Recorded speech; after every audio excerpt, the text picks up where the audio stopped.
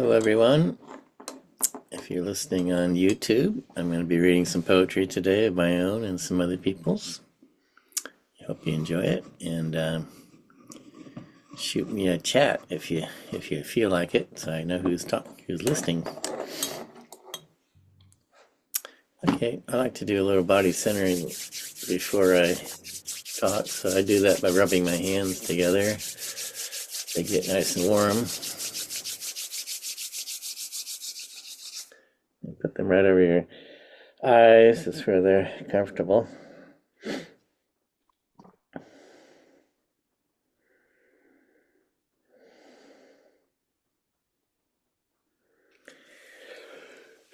I'll do that a couple more times.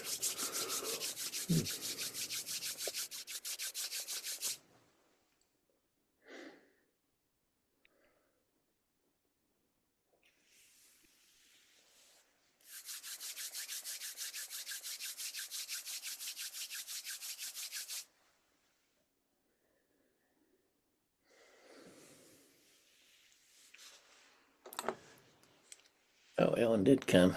Okay, cool. Good. My friend Ellen is coming in. She said she just wants to listen in, not really talk, so I'll respect that. And welcome, Ellen. And let's see. I wrote a poem last week. I didn't write one this week. And I guess I'll read it.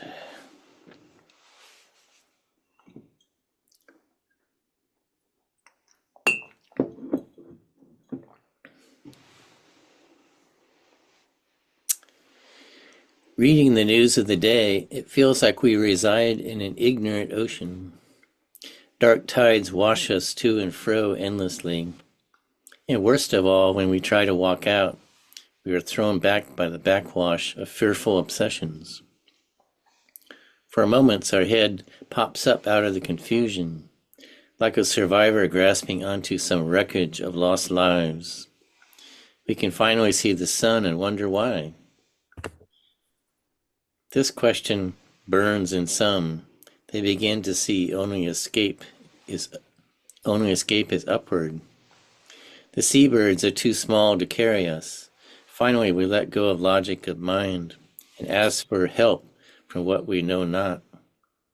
It is then heavenly wings carry us to shore. Standing now on solid ground, we can feel our own existence. And paradoxically, this only becomes known when we know we are not separate from the loving source.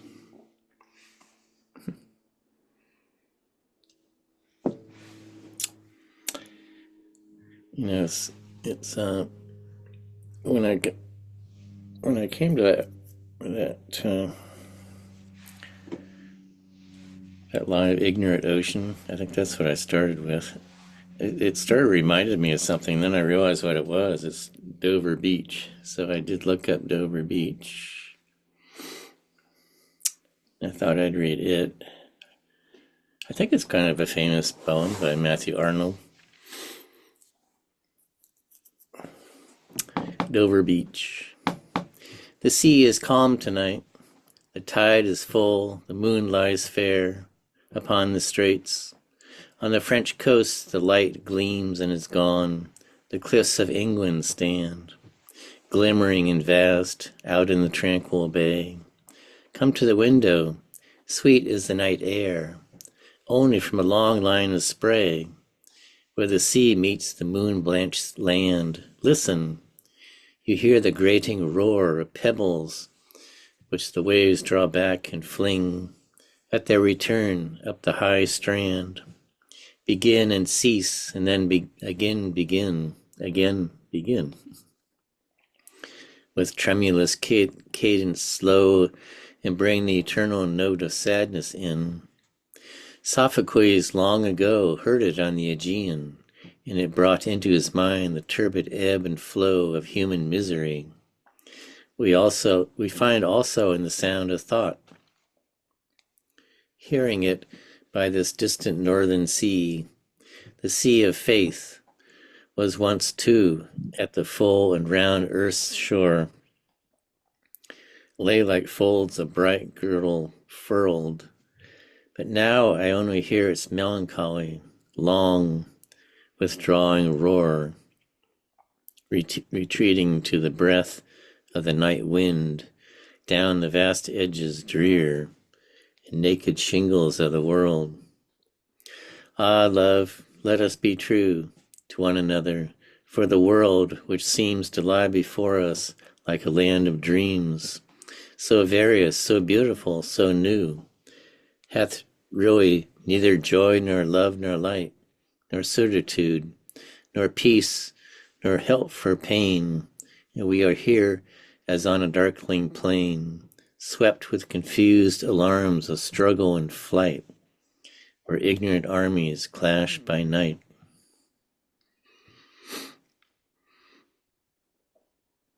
That last lines are pretty famous. I think I've heard those. And we are here as on a darkling plain, swept in confused alarms of struggle and flight, where ignorant armies clash by night. The funny thing is, when I was looking up that poem, I just wondered when he wrote it, if he was like during a war or something, but he wrote it on his honeymoon. That was funny. Just started out like a honeymoon poem, then he got a little dark thinking about things. Famous poem, I guess, huh? Okay, well, that's Dover Beach, and I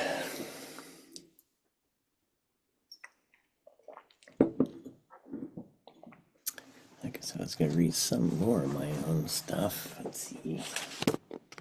Oh.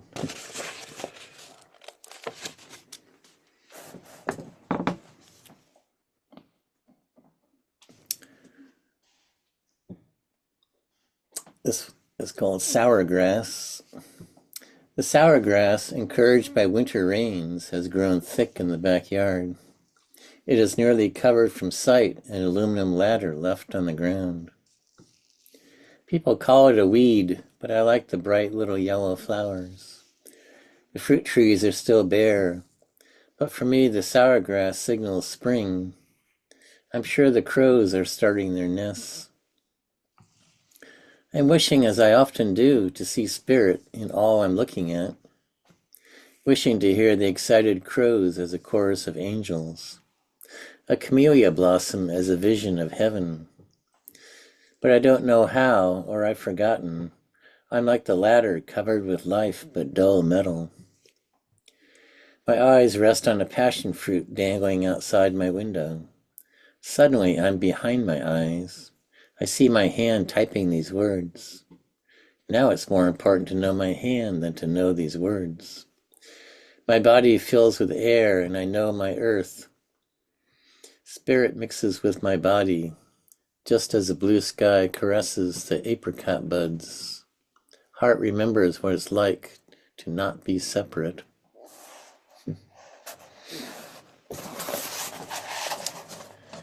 Let's see, maybe one more of mine.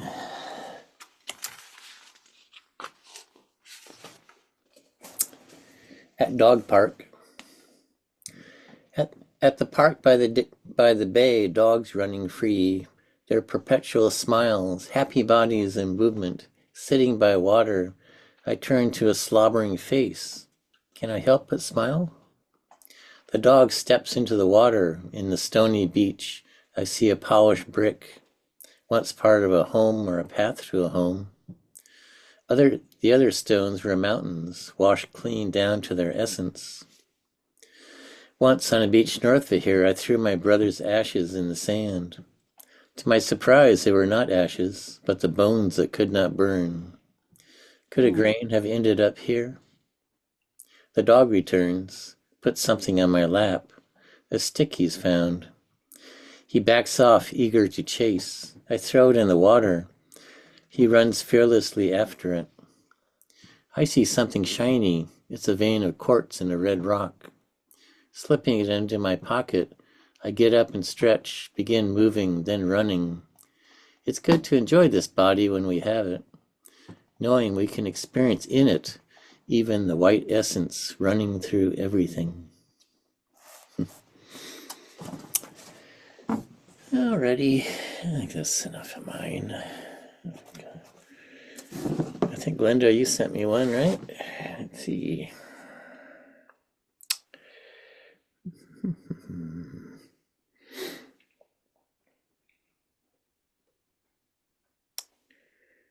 Okay, this is by Glenda Reed. Shadows of a dying mind. Pierce the silence of my ragged soul. Twilight falters neath the ponderous weight of night, and I know my morning will never come. Lost in the murmur of rippling rain, I taste the bitterness of discarded dreams. I drown in an agony of derisive defeat and wait for the loneliness to claim me again. How long have I lain here believing the darkness, knowing the sunrise bears no peace for me, watching obscure sad traces of pain weave tattered patterns in a murky sky. I think since yesterday, or was it tomorrow, oblivion has no memory of time. That's a good line. Oblivion has no memory of time. The cobwebs gather around to strangle the fragments of my tortured soul. Laughter floats down all around me, hysterical wanderings of mute misery, into the abyss, black and forlorn, soothing me softly, ruefully lulling me, gently, gently to sleep.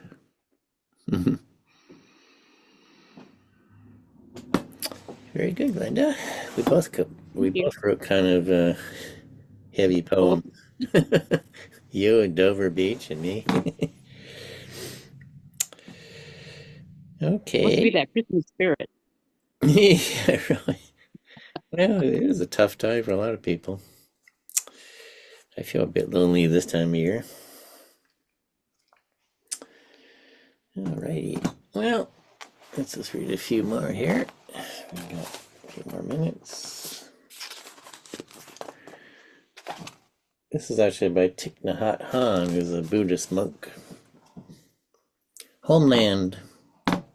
My homeland is right here, with banana groves, banana thickets, rivers, oats. The earth beneath is full of dust, but every time I lift up my face, I always see beautiful stars.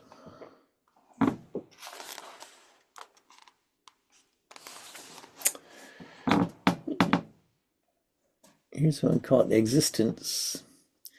It is night. Rain pelts the roof. The soul awakens to a flooded earth, a sea of storm, roaring, then passing. In that short moment, shifting lines and shapes, fleeting, barely seen, before the passing moment tilts and falls to melancholy, laughter sounds in quiet raindrops. Nice, nice. Okay.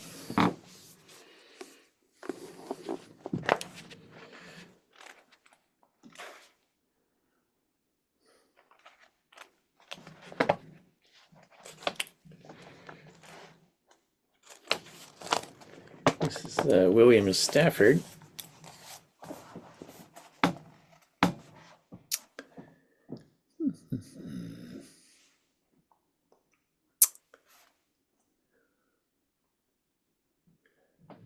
Many things are hidden by the light.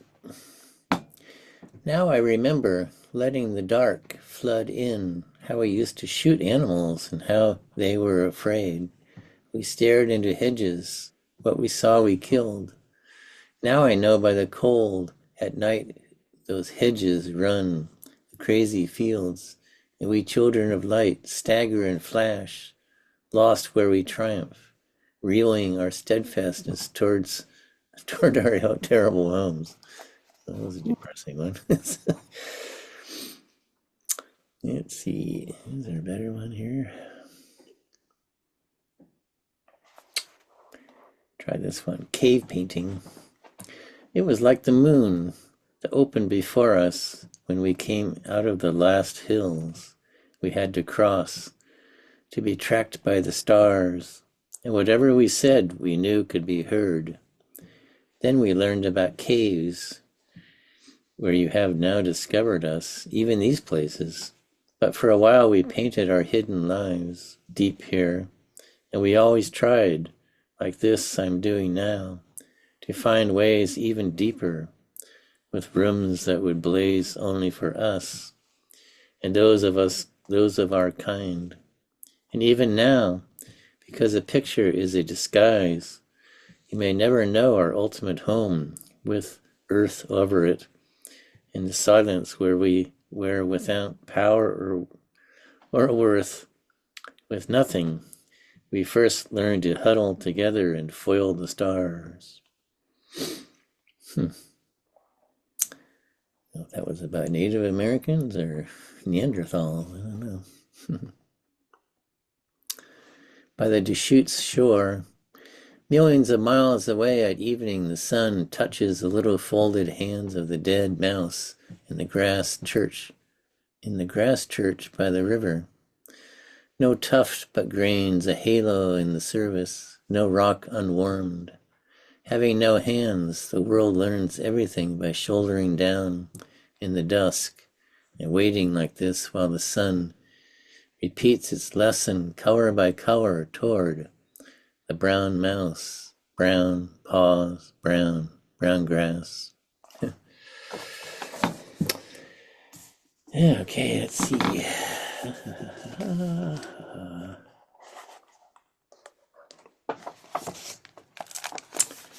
Oh, this is by Jane Kenyon. I've read this before, but I love it. It's one of my favorite poems ever.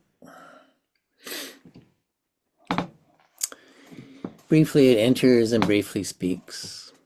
I am the blossom pressed in a book, found again after 200 years. I am the maker, the lover, and the keeper. When the young girl who starves sits down to a table, she will sit beside me. I am food on the prisoner's plate. I am water rushing to the wellhead, filling the picture until it spills. I am the patient gardener of the dry and weedy garden. I am the stone step, the latch, and the working hinge.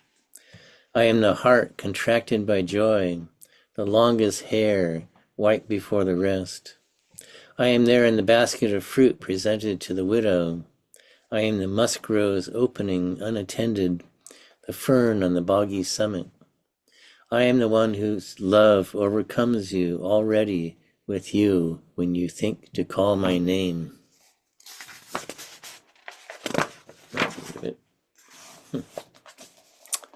Yeah, it's a gorgeous poem.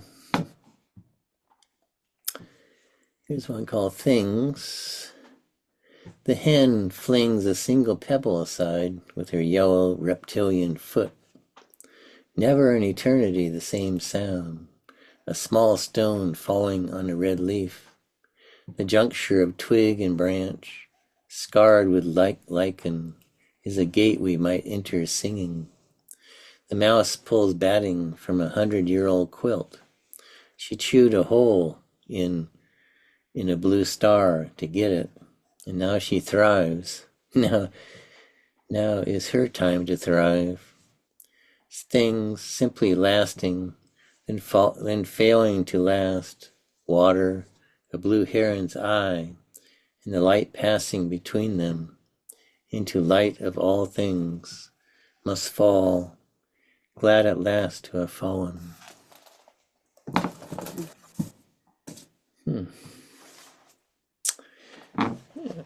Here's a book. Here's some sayings from a book called Zen Harvest. Just read some. They're little 4 and 5 line poems. The cloud sash, the mist robe, they're worn out. The snow skin is showing. Jump into the sky over those clouds, and you'll see the moon, even on a rainy day. If cloud is sash and rain a robe, under a clear sky you'll all be naked. Our storehouse sold off, they enjoy sunshine now, peonies. In the dark I lost sight of my shadow, I found it again by the fire I lit. A few more of those. Coming out of darkness, I'm likely to enter the darker path again. Shine far all over, moon on the mountain edge. He's coming, coming. I walk out my gate only to hear pine winds from the beach passing by. When you're beyond pain and pleasure, both good and bad fail to reach you.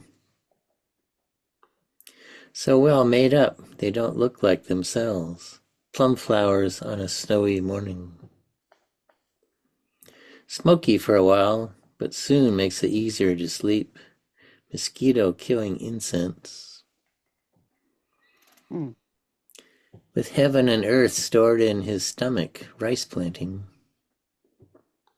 Heaven and earth, stomach, and all forgotten, rice planting. When I see heaven and earth as my own garden, I live that moment outside the universe. Feeling happy with my children, finally realizing my thoughtlessness toward my parents. Love, too, is rooted in piss and shit. Where did that come from? There's some nice ones. Let's see.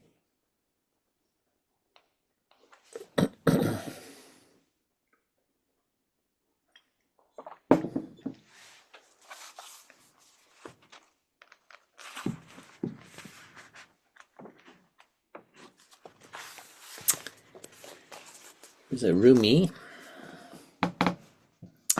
My love wanders the rooms, melodious flute notes, plucked wires, full of a wine the Magi drank on the way to Bethlehem. We are three. The moon comes from its quiet corner, puts a pitcher of water down in the center, a circle of surface flames. One of us kneels to kiss the threshold. One drinks, with wine flames playing over his face.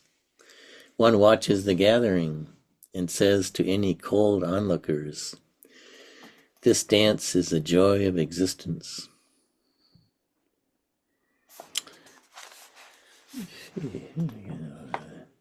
Yeah, I've heard Coleman Barks read this one.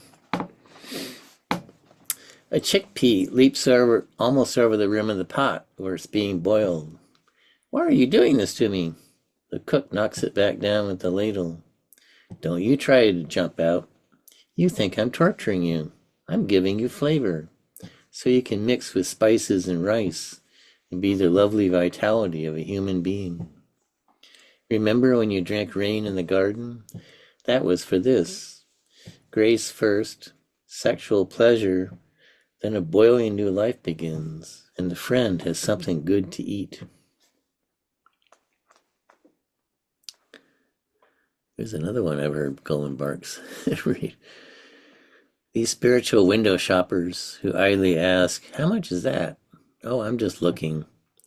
They handle 100 items and put them down, shadows with no capital. What is spent is love and 2 eyes wet with weeping. But these walk into a shop, and their whole lives pass suddenly in that moment, in that shop.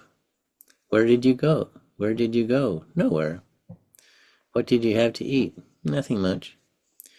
Even if you don't know what you want, buy something to be part of the exchanging flow. Start a huge, foolish project like Noah. It makes absolutely no difference what people think of you. Let's see, it's getting down towards the end. I had a Rilke here.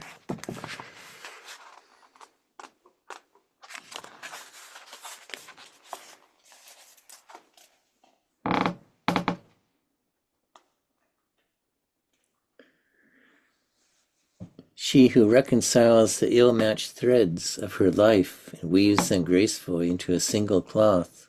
It's she who drives a loudmouth from the hall and clears it for a different celebration, where the one guest is you. In the softness of evening, it's you she receives. You are the partner of her loneliness, the unspeaking center of her monologues. With each disclosure, you encompass more, and she stretches beyond what limits her to hold you.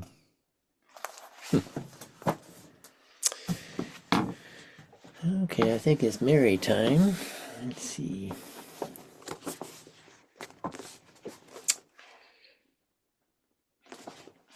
Okay. It's called Invitation. Yeah, I knew that running out of time was going to come here.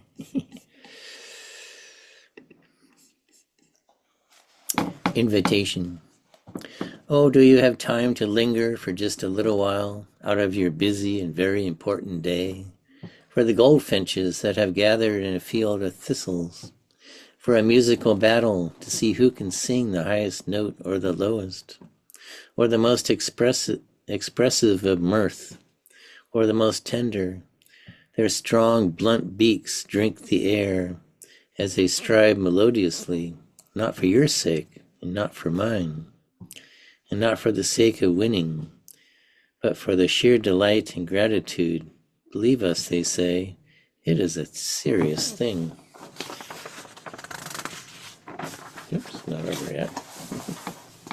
Just to be alive on this fresh morning, in this broken world, I beg of you, do not walk by without pausing to attend to this rather ridiculous performance. It could mean something. It could mean everything. It could be what Rilke meant when he wrote, "You must change your life."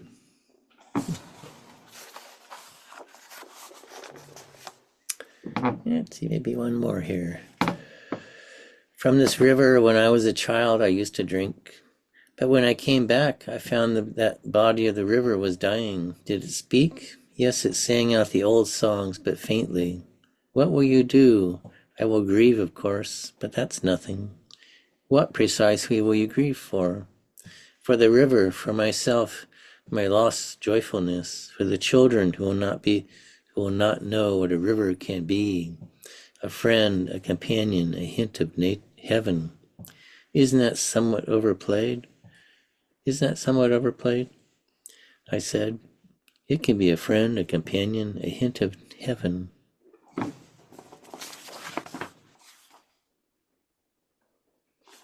And maybe one more. Let's see.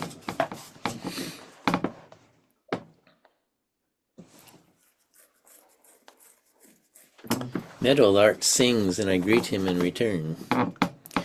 Meadowlark, when you sing, it's as if you lay your yellow breast upon mine and say, hello, hello. And are we not of one family in our delight of life? You sing, I listen, both are necessary. If the world is to continue going around, night heavy, then light laden, though not everyone knows this, or at least not yet, or perhaps has forgotten it in the torn fields, in the terrible debris of progress. I